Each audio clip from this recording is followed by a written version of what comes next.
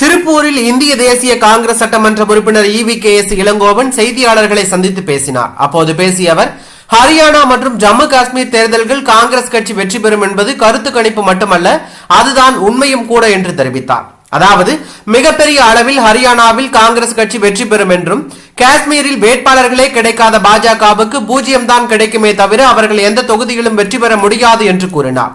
தமிழகத்திலிருந்து GST மூலமாக ஆயிரம் கோடிகளை பெற்றுக் கொண்ட மத்திய அரசு தமிழகத்திற்கு மழை வெள்ள நிவாரண தொகைகளை கொடுக்காமல் வாட்டுகிறார்கள் என்றும், வரியாக கொடுத்த பணத்தை நிவாரணமாக கேட்டால் அவர்கள் வீட்டு பணத்தை கேட்பது போல திருப்பி கொடுக்க மறுப்பதாக விமர்சனம் செய்தார்.